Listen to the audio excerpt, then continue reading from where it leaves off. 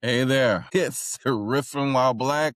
I'm Dr. Kazika Prince. I'm here with my friend, Dr. Helm. How are you? Hello. Okay, how are you? Hey, you just had a birthday. Yes, Happy birthday to ya. Happy birthday to ya. Happy birthday. yes, good times over here. Yeah, I had a gathering with a few here and there, and then, watched a movie, hang out with my daughter. One saw a movie called, what's that movie called? Oh, Dracula. It was a new version of it. Okay. It was a French film, so lots of emotion, lot very Okay. intense emotions, love and passion. So it's called Dracula: A Love Story. Oh, interesting. Okay. All right. Yes, yes. All So right. definitely recommend it if you're into Dracula movies. If you're not, maybe not. But Give it a it's pass. not that bad. It was pretty good. All right. Well, happy belated birthday, sir. Well, thank you, ma'am. 55, stay alive. Hey, hey. That's all I can ask. That's all I can ask. Good quality matter of fact, I go to the gym, Monday, Wednesday, Friday, and there's a older Black woman there who's probably, I'm gonna guess, in her 70s, Okay. and she always has something very nice to say when I see her, and she asked me how my birthday was and stuff, so it was really nice and pleasant. When you go, you get your chest puffed out a little bit more. Hi, You ma'am. know, just a little bit. A little bit. But, cool, well, I am excited about our conversation today. I think we have some really, good topics to cover. We do. One is our sexual health topic is, if I have this right, is, consent and communication when it comes to sex. All Yes. right? You gotta Yes. talk, can't just Yes. jump into it. You gotta Ain't like the ask. movies back in the day. Yep, you You gotta just ask. can't do you just can't be like, "Hey, You baby." can't just dive No, in. no, no, No, that's not communicating. no, that's not. Alright, and then we It gotta is talk about communicating, but it's the wrong kind. Yeah, no, it may not work. It may work, but not the way you want. Online haters, we gotta talk about our online haters. we They're do. they're there, and we both have had them for different reasons. I've had mine for good or for bad. Then we got the rise in individual and societal narcissism. We do. It's probably the most thrown around term. It is, just like before, like trigger and trauma, although Yes. they're real people's experiences, oftentimes they get when those terms get thrown around, their meaning gets watered down. Yes, they do. Yeah, They do. Especially now in this political climate and status of different relationships and stuff. So we'll talk about that. And then our side eye will be the outcome of the Texas Senate competition. Particularly there's a Republican seat primary, and then there's also a Democratic one. But I wanted to throw out a little side eye for that whole process and how everything got through to that together. And we're covering it. Dr. Helm is in Chicago. I'm in Austin, but the Senate seat, because of the people who are involved and some of the issues that came up around race and gender, became national news. So we'll cover that a little bit. But before we get into that, Dr. Helm reminded me that I'm supposed to be playing the djembe jingle, the djembe song. come on. So I've been asking. she's Come on been now. asking because So if you haven't been watching Dr. Prince's socials, you now get to hear what I've been on him about with this jingle for the card deck. So come on, let's hear the jingle. Let's go. here we go. Play just a little Okay. bit. All right, you ready? Ready? Okay, I got a question. So how'd you come up with the jingle? Who's singing it? Like, I need some info. Need some context. Yes. One, it was his brother who I found on Instagram, whose name Okay. escapes me right now, but I'll make sure to share it later on. He was putting out these jingles. They're really kind of funny. And I was like, he says, "Hey, if you want me to put a jingle together for you, let me know." And I was like, "Let me see." So I sent it to him. He's a musician online, and he put this jingle together. And then I asked these other people who I was working with at the time to put a music video together. And so I had an event, and had some friends come through, and so we just took the video, content creation, and then the music in the background. So yeah, All right. Well, now everybody they've seen the card deck, which our show is ground around. They've seen the video, and now you've heard the jingle. good times, right? Good Good times, times, good good times. times. Well, thank Thank you you for for. those for me. So thank you. Thank you. I appreciate you reminding me and keeping that on Yeah. my You can't really radar. just talk about the deck without the jingle. They go together. So Good times, good times, good times. Well, let's start off with this is a good one to get on. Start with I'm arriving here feeling blank. I'm arriving here feeling blank. And also, if you don't mind, I'm arriving here feeling, I don't know, eh, even though there's plenty to be upset about and some challenges I think a lot of us are facing, I'm enthusiastic about the energy and creating the change and moving things forward. I think there's a lot of indicators in society, but just in my personal life. Again, just because they're difficult doesn't mean they're impossible. So I'm arriving here feeling very sense of enthusiasm and energy and hopefulness. Hey, I would say I'm arriving here feeling hopeful. We had a hard winter here in Chicago, and we are moving into spring, which is the season of rebirth. And so I'm hoping that there are, political climate changes and changes, positive changes all around. So, yes. Hmm, hmm. Yeah, it's funny you say that because I think the end of the Lunar New Year celebrations are coming Okay. to an end or have ended. And the whole point of that whole season is exactly what we're talking about, kind of rejuvenating, getting started, Yeah, it's springtime. I mean, all those things. I do want to ask you, is it warmer in Chicago? it is warmer. It's in the 40s. Don't say a word. I don't wanna hear what the weather is in Texas. I deliberately didn't look it up. Last week, you were wrong. Follow me, and I don't wanna hear it. So, it is in the 40s here, which means I have a lighter jacket, and the dog can walk outside without his jacket, but I don't wanna hear about the weather in Austin, Texas. Thank you very much. Don't I was inquiring, you were inquiring for a reason, and I don't want another reason. Yes. Yeah. I love hot weather, and we are nowhere near that yet. you know. Just bring on the first car, come on. Our first topic for today is consent and communication when it comes to sex. Let's get started on that one. Okay, so this is our sexual health topic, right? And we've talked about communication around sex and why people are reluctant to do so. It's still kind of seen as a hush hush, stigmatized thing. And I think I talked about before how even couples who've been together a long time don't directly communicate about sex so that they don't have to feel rejected, right? They kind of wink, wink, smile, smile, and have a code. I'm gonna go take a shower. Someone's like, "Hey, I'm gonna go take a shower." That means there'll be sex, right? I'm gonna sit here on this couch. That means no. But we haven't really sort of dug into the idea of consent, right? And somebody has to be able to consent to the act. It doesn't matter if you've been together a long time. It doesn't matter if this relationship is new. It involves asking permission to proceed with somebody else's body. And I think it's more important now than ever simply because we are more aware of when somebody can't consent. Right, Hmm. and I think it's important for parents to talk to their male and female, I mean, and non-binary children about consent, right? Getting permission before you proceed and respecting a no or reluctance. I think reluctance should also be treated as a no. If Hmm. someone's like, I don't know," leave that alone. Hmm. Leave that Hmm. alone. So if you've been drinking or Enthusiastic, yes. Enthusiastic, yes. enthusiastic, yes. Enthusiastic, yes. And periodically checking in and having conversations about it because since there's still lots of shame and stigma around sex, people don't always communicate when they're uncomfortable. I would love for people to create a dialogue around their intimate lives where it becomes more of the norm, and then it becomes less awkward over time. Well, I'm gonna have these scenarios for you, Doctor Helm, Uh, because uh, uh. you make me think about. And I know I tend to be a little what feels like on the aggressive side about consent because Make I'm people I'm a sign well paperwork. am near. Yeah, I Okay. want blood. I want blood on a piece of paper, kind of situation. But what I've noticed sometimes is that there's still, even in the relationships that last longer than initial whatever, there's still this kind of sense like you should know me. You should know when I want this. And I'm just like, even if I do know, I'm not relying on that Yeah. because I might not know that one time. And all it takes is Yeah. that one time you didn't Yeah. know that it Yeah. can sabotage things.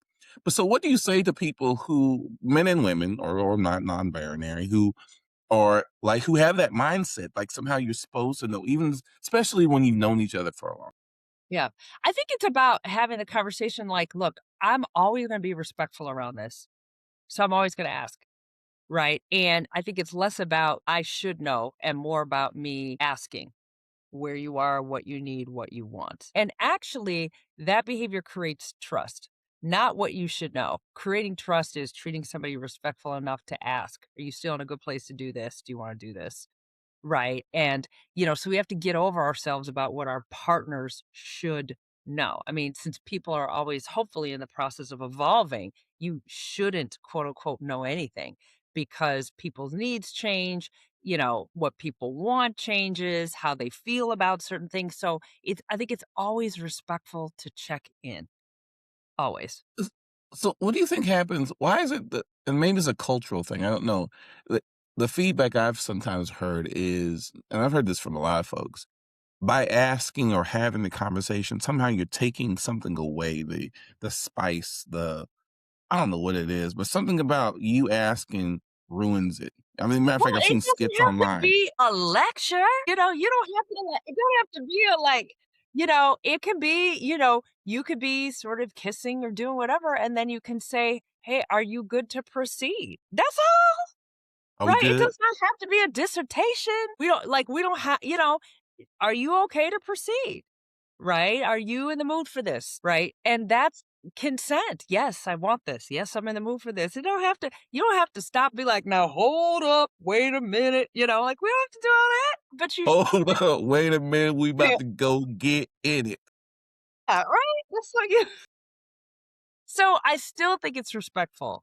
I still think Yes. it's respectful. Well, it's bringing something to awareness without it being kind of slidden under the radar where there's Yeah, miscommunication. Because what we were talking about are the hazards that can happen if you don't, yes. Well, the people can feel pressured misunderstandings. or coerced, right? And what it does do is it creates a dialogue around physical intimacy that's healthy for your relationship.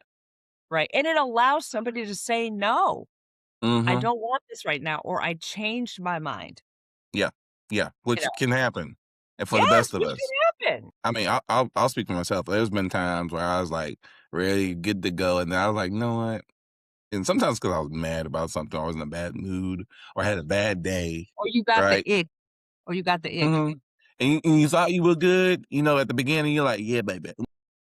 And then You said you about 4, 5 minutes into it, you just like, I don't know, said you I got don't the feel it ick. today." Well, and, again, but at least the conversation, again, creates a culture where we can talk about it. We can talk about it. And if you're dating somebody who thinks that's weird, I don't know, and they continue to think it's weird and not respectful, maybe you need to look at whether you wanna date that person, right? Well Because if you're not communicating about that, what else are you not communicating about? there's a couple of things that I think are nice little litmus tests for your communication in general. Okay. Driving and how you communicate about sex. So you know how people when they get to driving in the car and you got someone who's always giving to people directions and from the passenger seat, or they always Yeah. got something to say that to me is a reflection of the relationship. Yeah. Yeah. Or the one partner doesn't like when the other person's driving. Those are all metaphors, literally or otherwise, about how communication works in the relationship. I'm a Right. firm believer in that. And some of it's okay. I'm not saying it's all bad or good. I'm just saying it can tell you a lot about the kind of relationship and how they communicate things. And same thing in the bed. If they can't have conversations about sex, there's a lot of things they're not talking about. They're not talking about money. They're not talking about the kids. They ain't talking about the in-laws or whatever family. There's a lot of things Yeah. they're avoiding to talk, Well, not just that. especially if you a grown person, right? Like, we're not talking about an 18 to 23, like, you grown, you should be able to have a conversation about, and again, as we've talked on our podcast before, somehow talking about it feels more intimate than actually doing it, which is interesting to me. That's the key piece. I think there's a belief that somehow the sexiness or the intimacy goes away when you talk about it. Now, it's how you talk about it. And let's be clear. A lot of us, we really struggle with how to talk. Let's not just forget are we going to talk about is what words I want to use. Cause Right. I like, I have been told, like, What have you been told? can you not say it like that? Okay, should I ask what you were saying?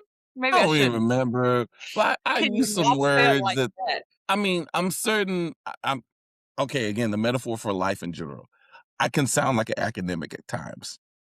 Okay. You were using And proper so, terms and people didn't like yeah, it. so, I doubt I sounded that off base, but it You're was like, enough off "Girl, that base. fallopian tube is hot." I can see into your fallopian tubes, girl. See into your fallopian tubes. Forget looking in your eyes. Those fallopian tubes is doing it for me. Woo! So, and I'm okay with acknowledging I don't have it right all the He time. said, And "Excuse me, I need to go empty my urethra for a moment." girl, don't say that to me. I've had to say, don't say that to black man. So Sorry, I it got goes both ways. They critique me, and sometimes I give them a little feedback. I'm like, nah, don't say that to me. I okay, can't right. do that.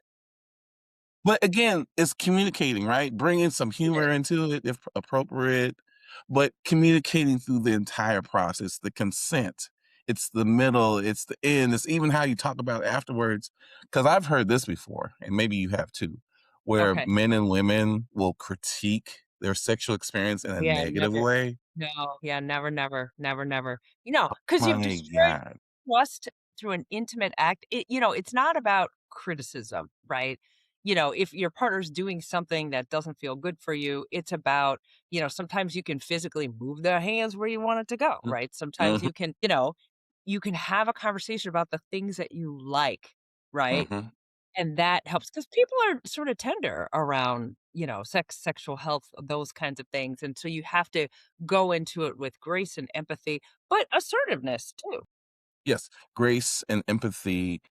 Because even having the conversation, like, aside from, "Are we gonna do this or not?" It's like, "So, what kind of things do you like?" "Oh, I don't know. People I mean, don't you know what women you'd like?" be I'm like, like, "I girl, mean, I know what women like, but what do you like?" yeah. Well, and people, I think a lot of times women are not socialized to talk about what they like. Right. And then you have someone who are like X, Y, Z, and Q. Yep. Hmm. And So, and and, well, keep speaking of social communicating. well, no, no, and speaking of socialization, as a guy, we're socialized to believe that we're supposed to know already. Like, I'm supposed to walk in with my list of things to do and, Yeah. like, make it happen, and do it Yeah. assertively Please don't. and Yeah. confidently No, and please don't. with creativity, possibly. No, because what you think is creative and all that may not be. There's a woman on TikTok and she is a lesbian, right? And Mhm, she basically puts up what looks like a flower, but it's a vagina, right? And she teaches a lesson about road mapping this. And it is mhm. the most I wish I could remember her name. I apologize, I can't. It's the most hysterical thing, right? And she's like, "Nope, if you go here, change direction, change direction. You don't like to ask for directions, you need to ask for directions." I mean, it's the most hysterical thing. I think I literally had, and she's like, "And you see this? It's gentle. No, no, slow down. Don't speed through there. Don't go speeding." Like it's, using car analogies. It was funny. I wish I could figure out if on our next podcast, if I remember her name, I'll tell everyone. Really funny. This is the benefit of having the conversation before or after, right? Because there isn't all this angst about getting to it, right? And the kind of Yeah, rushing into it, whatever. But now you can say, I really liked it when you did this. And exactly. I really like this. And so it takes the temperature down a little bit. It does. But Yeah. I like to remind people sometimes just talking about it makes it even better. So that's the whole point, right? It's to have the open dialogue and conversation that people just really struggle with. And I get why. I'm a firm believer by having, and I say the conversation in a way that feels comfortable. Because sometimes people talk about too much. Like, can we not talk about this again, please? Yeah, I'll also add if anyone has any kind of sexual trauma history, it allows you to say, like, "Don't touch me here." Like, "Here are my no-go zones." And so, kind of, Yes. a continuation of the consent conversation is the communicating about likes, needs, and wants. Right. And this is the thing, right? There's so many things that are out there. There's some people, for lack of a better word, are more conventional in their sexual appetite. And you have others who are not. And then when you get people who have maybe a misalignment when it comes to that and expectations, that's why that conversation becomes really, I want to say, I don't know if critical is the right word, but it's important to if you, especially if you want longevity in the relationship, a sexual You relationship, said right? misalignment and longevity. See, that's what they said, right? That's what they told you how you sound, academic. Misalignment of the Un, un, physicality of the intimacy. unevenly unevenly yoked. You should be, "Girl, I wanna have a parallel experience with you, but we are misaligned and misattuned." I want to be parallel with you, girl. They're like, "What do you mean?" "Oh, okay." Let me rethink this. But again, I think it's that willingness to be creative and come at it in different angles and taking your time, not rushing it. And if you mess up, man, it's great to come back and be like, you know what? Last time we talked about this, I think I stepped in it and I want to re approach the conversation. For me, and humor is my biggest ally, is I like not to take myself too seriously, but this is a serious thing. And so I bring enough humor to kind of lighten it up, but also let's have the conversation. So I'm glad we're talking about it, but hopefully we're encouraging other people to have these kinds of conversations Hope because they, so. they are important. If anything, it really deepens, right? The experience that people are looking for. At least that's my experience. For Cool, sure. cool. So I don't know. There's a part of me who wants to go to the narcissism, but I feel like we need to hit on the online haters. Online haters. So, I like TikTok a lot, right? And part of it, I like to go through people's comments, and I'm always surprised at how negative some people go so quickly, especially to somebody you don't know, right? Or you don't know their context. Now, on the one hand, I know that somebody's putting their content out there, so it is open Mhm. for critique, right? But sometimes people hit below the belt and they say the nastiest things. And I think to myself, why is that okay? Right? Like, is there a better way to say this? Do you have to tear somebody down? And I continue to be surprised with how comfortable people, and maybe it's because they feel like they're anonymous, how nasty people can get to somebody they don't know or personally offended. And I really have serious questions about why are we doing this to people when it's not necessary? You can even have a respectful disagreement. I appreciated what you had to say. I don't necessarily agree with you, but X, Y, and Z. But why do we have to attack somebody's character? It's just nasty. Especially when It's people are making themselves vulnerable. You don't have to say anything, let alone somebody saying nasty. The only thing I'll add to this topic is part of the challenge here that we're faced with, and I don't think we had this problem in the early phases of social media, but it's definitely a critical issue now. I forget the numbers. I don't know if it's a third or a half, depends on what site you're on or app or whatever.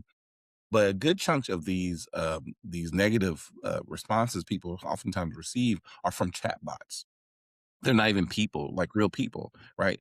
There's someone who's decided, whether it be in the country, outside of the country, who's decided on this topic, on these issues, we're gonna go straight nuclear on these mofos, right? And so you get a lot of negative commentary. I know I've gotten it from people, but I remember one of the first things someone said to me when I was getting some negative criticism about some of the things, and it was hateful stuff, just racial, whatever. Mhm. They're like, trust that half of those people aren't real people. And there might be That's people who are in Russia. interesting. How does And that I'm even like, work that somebody deploys a chatbot to say negative crap? well, part of it's part of trying to drive traffic in a particular direction. It's trying to dissuade people or persuade people in a particular excuse me, particularly when it comes around politics, but even not even just politics, just social, it might be a personality, it might be people coming, let's say, after Jay-Z. I mean, I don't know if you've been watching that stuff, but when all these Epstein file stuff came out, there were some people who were trying to say Jay-Z was involved somehow or another when there actually isn't. But there's been a whole wave of people who are like, and some of it's just chatbots trying to take him down without any evidence that he actually did anything. And Right. so that negativity, I guess what I'm trying to do is there's a portion out there that's just not real. But the Mhm. part I hear you talking about is the part that's real that people still feel like they show up and they're like, yeah, I'm going to take this person down. I'm sometimes confused by it. I mean, I guess because I don't come from that place. Well, right. I mean, if I, first of all, I mean, and in some ways, we don't come from that place simply because the algorithm won't let you because it will just show you most of the things that you agree with anyway. But, right. How do you know the difference between it being a person and a chatbot? A little bit I've been told, and these are by folks who are more involved with. Yeah. Oftentimes, you'll find the I say person, but the profile where they have very few comments on other things, or Okay. they're not followed by a lot of folks. So maybe they do have a lot of commentary some other place. Maybe you see them other spaces, but they don't have like a lot of followers. They're just not really. I mean, you go to them and they have like zero. They're following zero stuff. They might have 3 or 4 followers and they Okay. have some made up image of themselves. And I think one of the sites, I forget if it's Instagram, another one, used to be able to tell you exactly what location they're from, and they removed Yeah. that option. But Okay. there's just some telltale signs because if you've been on social media, I mean, we're not, I mean, okay, I'm gonna say I'm not that old. And you can go to my profile and find all kinds of stuff and find a decent number of people who have followed me. Same thing for you and most people. But if you have 2 or 3 followers, come on, that don't make any sense in this day and Right. age. Right. And So I it's I things guess I like would that. say to the online haters, sometimes don't say anything at all. And what is your goal? What is your goal in being nasty? And two, for the people putting their content out there who are hurt by the comments, you know, try not to pay attention to that mess. I think that's one of the biggest challenges, especially with our young people who are getting on these sites and they're, under 18 years old, they're 15, and some of the psychological harm. Mhm. And I For think that's sure. the other challenge, right? It's Yeah. the harm. And whether you're young or not, some of the stuff feels, I mean, it feels personal, especially when they say, Correct. It's directed to be personal. And I think that's the part that I'm objecting to. I look at some of these comments and I was just like, why would you say that? yeah, my favorite is when I get people who are like, I'm gonna come and, do something and blah, blah, blah. And I'm like, you ain't doing That's nothing, bro. police worthy. What the hell are you doing? Exactly. So you Yeah. report their asses. We just don't And the need to good do. thing And the good thing about law enforcement, and I know we have our different relationships with law enforcement, but in the case of this situation, because they have access to technology, they Yeah, see patterns and they can follow and track down folks. And so yeah, sometimes they can track something down and let you know, oh, this guy's not real, or this person's in, the Central America or Russia or, yeah. whatever. And so sometimes if there is a pattern of behavior, if you're a political person or some known influencer, and you're getting harassed pretty regularly, sometimes they can kind of look into things. Or, the other thing I've been told is like, you just start blocking people. Before we're like, oh, we want to have open communication. Nah, block them suckers. Block them, Well, block them, block them. in some ways, the hater conversation kind of parlays itself into our narcissistic conversation. Yes, let's do that.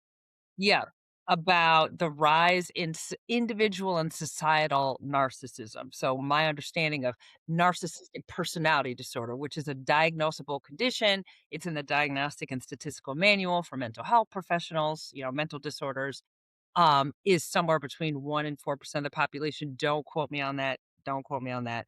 That's But about they right. think Last I it's heard. underreported, and we have with kind of social media stuff, and I remember this was several years ago, KP, and I was a swimmer. So, one of the ways I would exercise is I would just get in and I'd swim 100 laps. So, just get in and Mm, swim 100 laps. I And I love that. remember the first time, okay, I saw this young woman, beautiful, which with what appeared to be her boyfriend or maybe it was a friend, on the side of the pool taking pictures of herself, and I'm swimming, and I was like, and this is a pool at a gym, so it's not like it's like an outdoor pool. It's a pool people going to get some work done. And I thought, what the hell is she doing? Is she gonna drop that camera in the pool? Like the whole purpose was to make some videos. And this probably was a 10 years ago. And I was just like, what the hell are you doing? And we used to have friends who owned a bar, and they were like, people do not, these young kids don't drink. They just come to the bar, order a drink, sip on it all night, and take videos, right? And, the whole idea of somebody's kind of developmental years being on camera, right? Being camera ready. I mean, when we were in college, none of that was happening. So there is no record of anything that occurred, right? But that Can is be. not the case. And what that does, I've seen it with students who don't want to raise their hands and say anything because they're concerned about the social comparison. And I think, when left unchecked, it's incredibly damaging because you feel like somebody's always watching because they are. Look at how many cameras. You got a door cam. You got cameras in the house, cameras outside the house. Your phone has a camera. People have dash cams. I mean, it's a lot. Now you make me wonder about how it has to be probably some research out there. I just haven't seen it. But the differences between, let's say, the UK, China, and the US, because we all have different levels of surveillance in public spaces and use of technology. But like in China, they're probably the extreme version of it where the government's kind of watching all the kind of common spaces. Plus, you got people up with their phones. I wonder what the wear and tear on people's emotional whatever may or may not be different than what you find in the US, where we have illusions of privacy that actually don't exist. Like here in Texas, here in Austin, there was a company they were going to pay to basically use AI surveillance in like public spaces. People shot it down. Then we found out a week or two later the state already had AI surveillance in certain locations in the city already on state You got land. those glasses? Apparently the The meta glasses and glasses. how you can set it down as recording people getting dressed, getting changed. So the rise in narcissism is really about being incredibly self-focused. I think it decreases empathy and compassion and caring because we're broadcasting people's most private and painful moments without care of how that impacts the person and how that impacts somebody's mental and physical health. And it's everywhere. It makes me, when you said that, it made me think about how even like what we're doing right now, or what people do on Zoom, how a lot of people don't want to turn their cameras on because it exposes and they're like looking at themselves, and Yeah. it brings attention to themselves that you never. I mean, again, we never thought about that. I mean, being shy in front of the camera was a known thing back in the day, but now it just seems a bit. I imagine for some people, quite overwhelming. Well, even the rise in plastic surgery after COVID because people looked at their faces the whole time. That's a real thing, isn't it? It's a real thing. It's a real thing. So, I just mention it just because, I would love to return to more privacy. We ain't going back there. But I do think it can be damaging. And I do think that, as a society, we're becoming more me focused. And so, that has serious negative implications for relationships, how much we care for one another, and those kinds of things. Well, it disconnects you, right, from others, and I think that's always been the warning or the risks that's out there, that people feel disconnected. They feel more focused on themselves. They're not able to make the kind of passionate, deep of connections with other people in a meaningful way. And what you made me think of too is I think you've seen this in protest spaces where people literally wear masks so they can't be tracked by the government. Yeah. And I say that because I wonder how that plays out in even just our regular everyday kind of experiences where people put on these masks just so they can survive in the Yeah. public spaces, and really leaning in on those private spaces. I mean, I think there's a reason why people want to get to these places where they're disconnected, there's no internet, and they just want to be away from all the stuff. I had a friend who took a Just saw that trip. 1980. Yeah, straight up 1980. But I had a friend who went on a cruise recently, and they could have bought a package so they could have access to their phone and internet, but they didn't. And they had a whole week just away from their Yeah. phone, and they really enjoyed it. So I definitely recommend that for a lot of folks. Yeah. Well, hey, I want to transition because we gotta still do a side eye, but I want to give us a card, and Okay. the card I want to do for this is our engagement It's card. Sunday. Sorry, I was doing a jingle. I promote people and causes from underrepresented groups by blank. I promote people and causes from underrepresented groups by blank. You want to go first? Yes, by trying to respectfully speak up for them when they are not present in the room. Amen. Amen to that. Yeah. Because a lot of times they're not in the room. Shoot, matter of fact, what you made me think of is how this was based on some research about how black women feel about their white women counterparts, how they actually tear them down. And a lot of times that tear down happens when they're not in the room. Black women tear the white female No, colleagues no. down or Black women report how white women will tear them down when they're not around, and yeah. how they feel like that they're oftentimes their biggest adversary in spaces of inclusion. Mm, In your face, they'll be talking, but when you're not in the room. And so what I mention that because people like you who are willing to speak up for them on their behalf is important, yeah. because oftentimes that's when folks are being torn down. Everybody is not your friend. This is so true.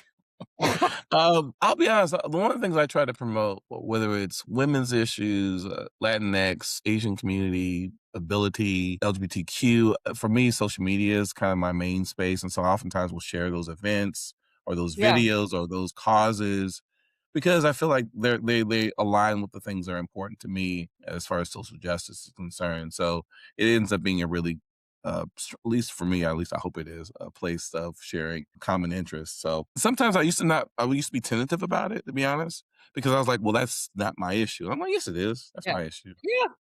Yeah. I mean, in some ways, that's what we all need, someone to take on issues that are supposedly not theirs. Exactly. Which aligns with our side eye for today.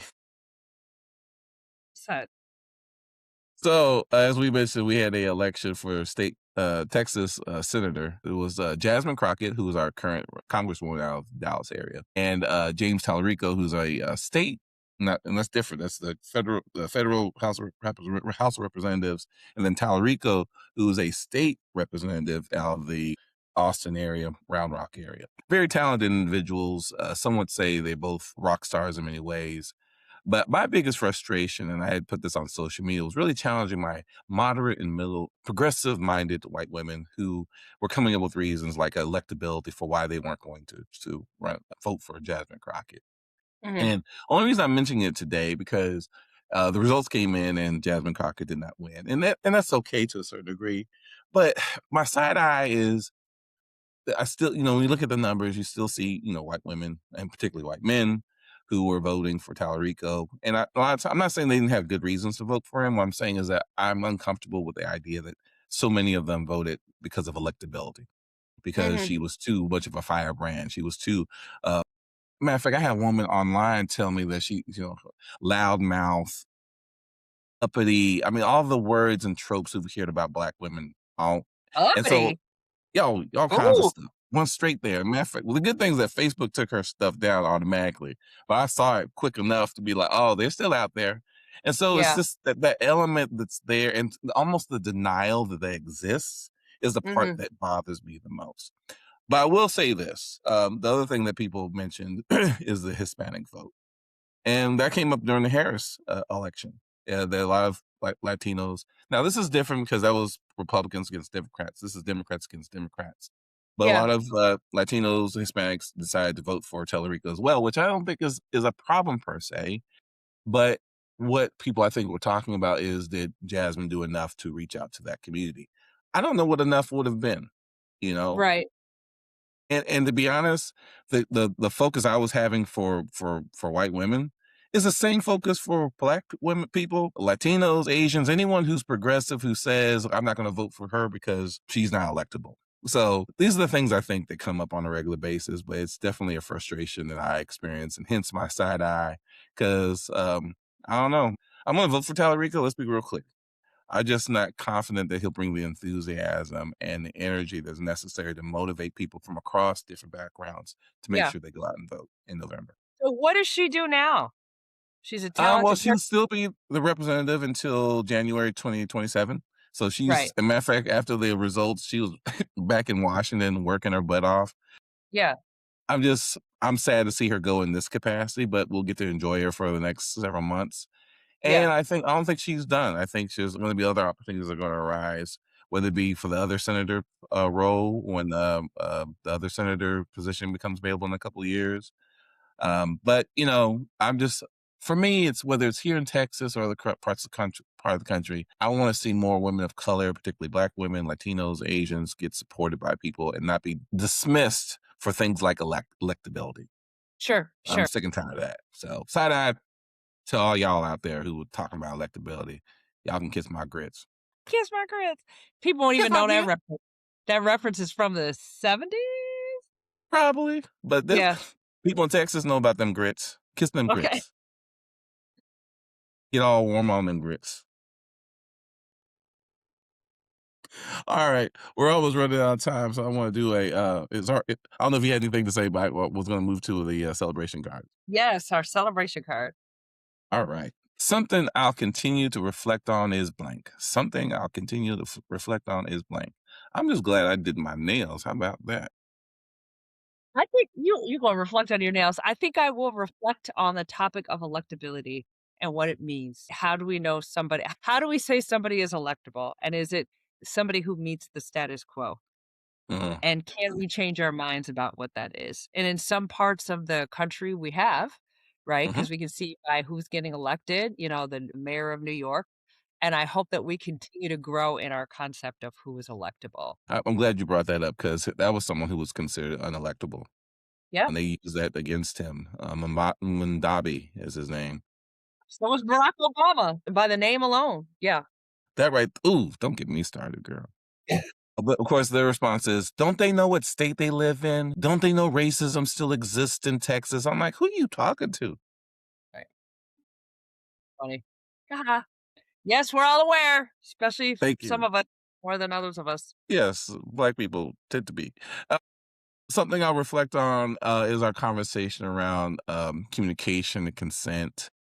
It's a tough topic, but it's a necessary one, and it's something that I will definitely continue to reflect on and think about. My role and my ability, and hopefully not being as academic. Well, I want to be in alignment In here. alignment in the parallel process. And I hope that everybody reflects on the jingle. Yes, yes, yes. Hopefully, Yes. hopefully. Well, thank All you, Dr. right. Hill. It was good to see Good you. to Thank you so see much. you. Have a great day. See you later. Okay. Bye. Bye, everyone.